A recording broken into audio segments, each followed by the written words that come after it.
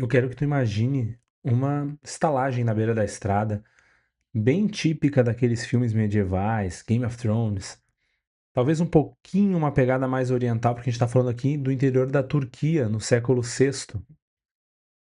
Ali nós tínhamos uma hospedaria, uma taverna, obviamente tínhamos uma taverna.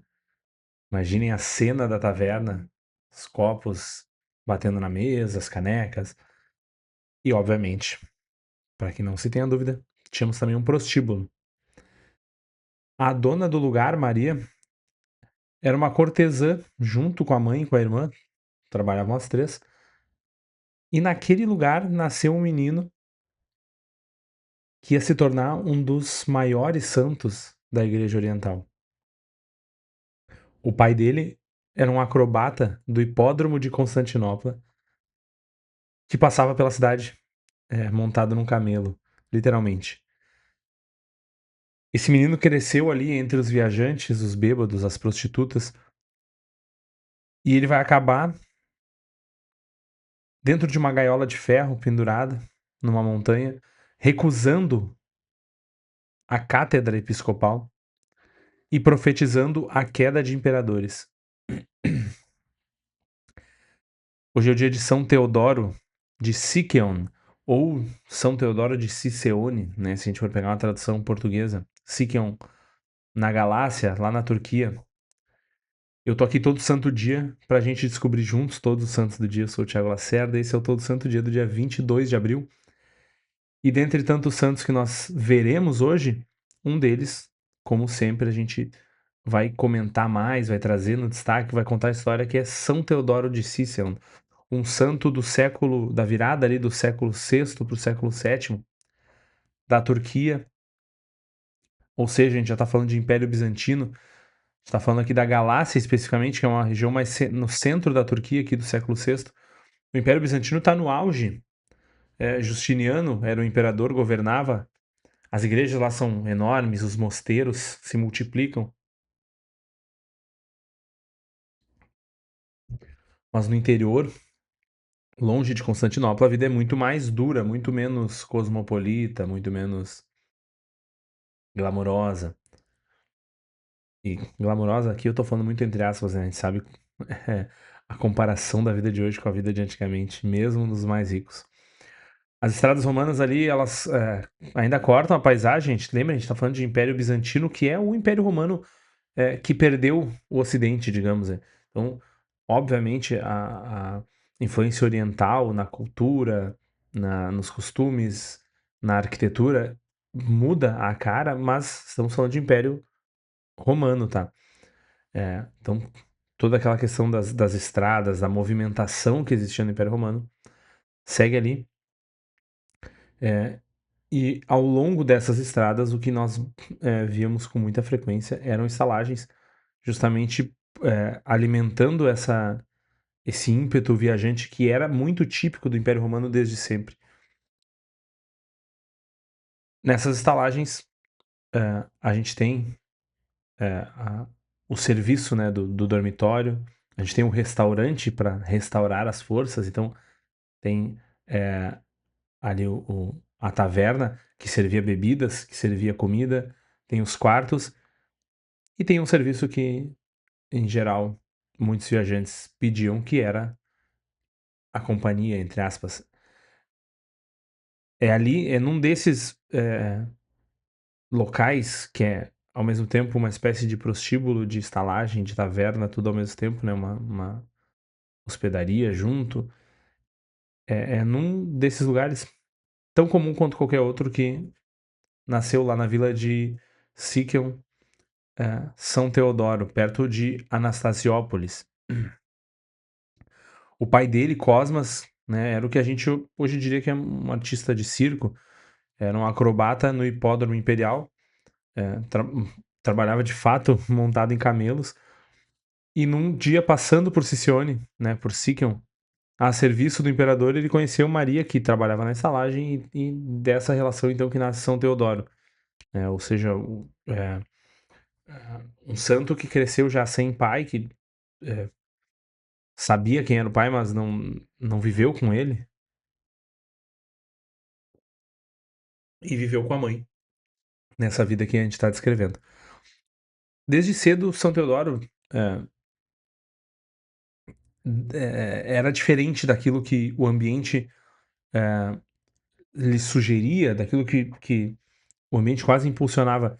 A família, a mãe, a avó, a tia, elas queriam que ele seguisse nos negócios da família, que ele levasse a estalagem, que ele levasse o prostíbulo, que ele levasse a taverna, mas deslocado dessa vida aos 8 anos, ele já fugia de casa para rezar numa capelinha dedicada a São Jorge. São Jorge, um santo da Capadócia, de poucos séculos antes, no alto de uma colina ali perto. Aos 12, uma epidemia de peste bubônica atinge a região e São Teodoro foi contaminado. A família desesperada levou ele até um santuário de São João Batista. Lembrem também São João Batista, que morreu na ilha de Patmos, que viveu em Éfeso. Ou seja, tudo ali na Turquia também a gente está falando de uma região e ainda de século VI muito próximos dos apóstolos, desses santos como São Jorge. Então ali dizem que ele foi curado, né, nas fontes do santuário de São João Batista. E a partir daquele momento ele entendeu que a vida dele pertencia a Deus. Aos 14 anos ele já não voltava para casa, cavou uma gruta na rocha debaixo da capela de São Jorge e viveu ali já, começou uma vida eremítica. Vejam como era rústico. Isso não é privilégio de São Teodoro, essa rusticidade, digamos, essa selvageria quase da vida eremítica. Os eremitas, especialmente os padres do deserto, os primeiros grandes eremitas, eles viviam assim, eles achavam uma caverna, eles cavavam aqui, eles faziam algum tipo quase de toca, eles buscavam uma vida selvagem. E aqui eu não estou dizendo selvagem, né, no sentido de violenta, mas de 100% afastada da civilização. Vivia de pão e água, rezava de noite, os vizinhos, né, eh, o vilarejo do entorno achavam que ele tinha virado um louco. Imagina o filho da matrona, sei lá, da dona da estalagem, que do nada pirou e foi viver numa caverna. A mãe dele tentou tirar ele de lá, ele não aceitou. E aí, aqui vem um detalhe, inclusive, que dá o título do vídeo. Que São Teodoro construiu, ou mandaram construir para ele, uma gaiola de ferro suspensa. E ele entrava naquela gaiola, no alto da montanha, exposto ao frio e ao calor, e ficava ali dias e dias jejuando e rezando. Esse tipo de ascetismo radical existia no Oriente Católico. Não dá para dizer que era comum, pensando na porcentagem de católicos do mundo, mas certamente chamava atenção, e pra gente, olhando historicamente, é relativamente comum encontrar. Eram os chamados estilitas, que ficavam em cima de colunas, né? Eles se colocavam em situações de incômodo físico, se a gente for pensar hoje, brincar, quase como uma prova, daquelas provas de resistência do Big Brother, que tu te coloca dia após dia, ano após ano. Então, não foi uma invenção de São Teodoro, tá? É algo que existia de fato.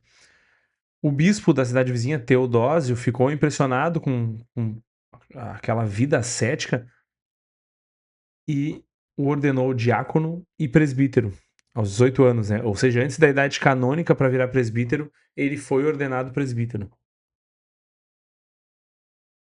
São Teodoro vai peregrinar a Terra Santa nesse momento, visitar mosteiros, vai passar um tempo com os eremitas do deserto, vai voltar para Síquion com um propósito: fundar um mosteiro. E, de fato, ele faz.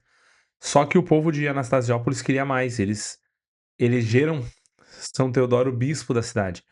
Ele aceitou, mas com o coração apertado. É muito comum a gente ver esses grandes monges, os grandes eremitas, que aceitam o episcopado por estrito senso de missão, assim, porque odeiam a ideia de abandonar a vida religiosa. Não, a sua vocação, a sua felicidade, a sua paz não parece estar naquilo ali, mas por Deus eles se colocam naquele lugar. Ele ficou 10 anos como bispo, governou a diocese com sabedoria, foi um taumaturgo conhecido, realizou milagres enquanto bispo. Temos fontes que descrevem em detalhes isso, mas o tempo todo sentindo falta da solidão, da gruta, da oração, da gaiola. Uma das profecias mais marcantes que se tem ali, né, desse período, é a morte do imperador Maurício e a guerra contra os persas. Depois de 10 anos, então, São Teodoro renunciou ao episcopado, o que era bem raro, até hoje talvez. Hoje a gente tem mecanismos naturais para isso, mas a renúncia ainda é rara, né? Voltou para o mosteiro, para sua cela, para sua gaiola, e viveu o resto da vida, mas o episcopado fez dele ainda mais famoso, com mais fama de santidade. Então, recebendo visitas de imperadores, patriarcas, profetizando essas guerras, profetizando a queda de imperadores. O imperador Heráclio, quando subiu ao poder, foi pessoalmente pedir a bênção de São Teodoro antes de partir para a guerra contra os sassânidas, contra os persas, ou seja, a guerra prevista por São Teodoro. São Teodoro o abençoou, convidou ele para jantar, o imperador recusou, e dizem que São Teodoro teria dito: isso é um sinal da nossa derrota. E de fato, o que aconteceu foi que Heráclio perdeu a batalha de Antioquia logo depois. São Teodoro morreu no dia 22 de abril de 613. Os restos dele foram levados para Constantinopla para proteger a cidade da invasão persa e para dar proteção divina à cidade, né? Segundo o que se acreditava. De fato, Deus, ao longo da história, opera e operou muitos milagres pelos é, através dos seus santos em vida e após a sua morte, né? Pelas suas relíquias. Mas São Teodoro não é o único santo de hoje, vocês já sabem disso. O dia 22 de abril está cheio de grandes santos, temos papas, mártires, abadesas penitentes, pais de teólogos, bispos da Pérsia. E antes de eu entrar aqui e começar a falar deles, eu vou ter que pedir o teu like, a tua inscrição. Se tu gosta desse conteúdo, compartilha ele, fala sobre ele com seus amigos. Não compartilha só o link, isso é importante também, mas fala sobre isso porque é importante pro teu dia a dia, né? Para mim isso é muito importante. Meditar sobre os santos, compartilhar, falar com a minha esposa, com as minhas filhas, com os meus amigos, com os meus colegas sobre o santo do dia. Numa conversa informal, esse tipo de coisa nos ajuda a lembrar que a gente é parte dessa santa igreja, como diz, nos exorta o catecismo, a lembrar de Deus com mais frequência do que se respira. Se tu puder, se tu tiver essa vontade, essa possibilidade, aponta o teu celular aqui para esse QR Code ou vem no link que tem aqui embaixo na descrição. Te torna um membro mensal do Hub Católico. O Hub Católico que é esse projeto que tem dentro o Todo Santo Dia, que é esse vídeo aqui. Tem a Patrono, tem o Diário de Paroquiano de Aldeia, tem um monte de coisa lá e cada vez mais coisa. Tu vai ajudar muito. Sendo colaborador vai ser muito útil para aquisição de equipamentos, etc. Então, não vou me delongar nisso, vocês já sabem. Ou tu pode fazer um Pix pontual também através desse QR Code e através do link aqui de baixo, certo? Tem a chave também do Pix aqui embaixo. Vamos aos nossos santos, os demais santos. No primeiro elogio, nós temos o 12º Papa, 12º sucessor de São Pedro, 13º Papa, São Sotero,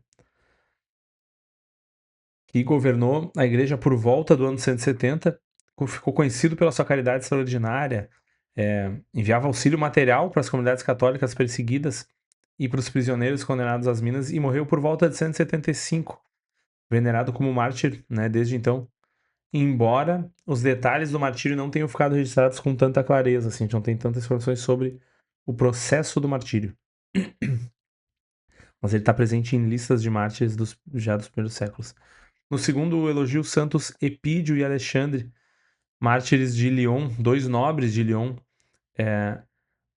Aqui a gente está falando de Lyon, na Gália, ou seja, na região que é parte da França, mas de Roma ainda, no ano 178, tá?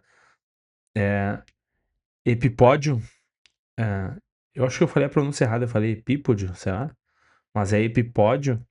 Ele foi decapitado e Santo Alexandre foi crucificado, tá? Eles eram amigos católicos, morreram pela mesma fé, morreram com poucos dias de diferença no mesmo processo jurídico ali, por volta de 178.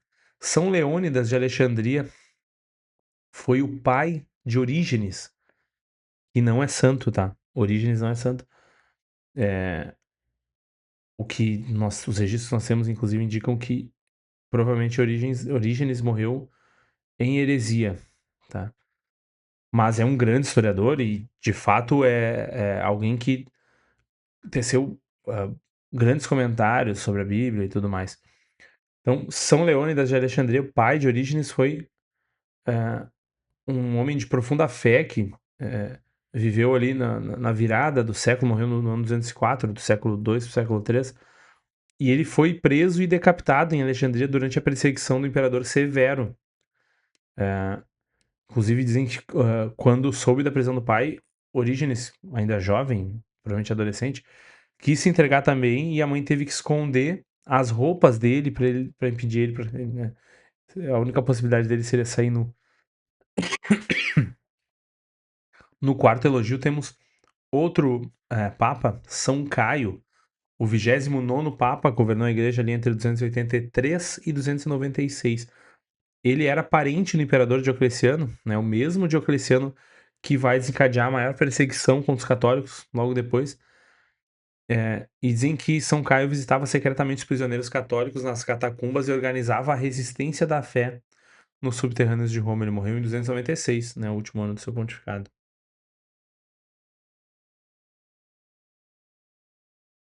Temos então São Mariabe, também conhecido como São Miles ou Miles, não sei como seria a pronúncia, né? Um bispo persa, bispo auxiliar, martirizado sob o rei Sapor II no ano 341, alguns dias atrás, talvez no início da semana passada, a gente viu uma sequência de mártires sob o rei Sapor II no ano 341. Vimos o bispo, vimos também o preceptor do rei, né, do Sapor II. Então, São Mariabe faz parte desse grande grupo de mártires persas que foram executados ao longo do ano, tá? Uma longa perseguição do Império Sassânida contra os católicos no Oriente. Também na Sexta-feira da Paixão, isso é bem comum também nessa perseguição. Tivemos muitos mártires mortos nos dias de Páscoa. Terceiro Papa do dia, hoje, meditem nisso, tá? Quando o Martirológio nos traz essas coisas, essa recorrência, essa repetição, isso é para ser meditado. Terceiro Papa de hoje, Santo Agapito I, que governou a igreja pós-queda do Império Romano ali entre 535 e 536. Inclusive, uma das grandes brigas dele foi para que o Papa, o Sumo Pontífice, o Bispo de Roma, fosse livremente eleito pelo clero, sem interferência do Império. Lembrem, já não temos aqui Império Romano Ocidental.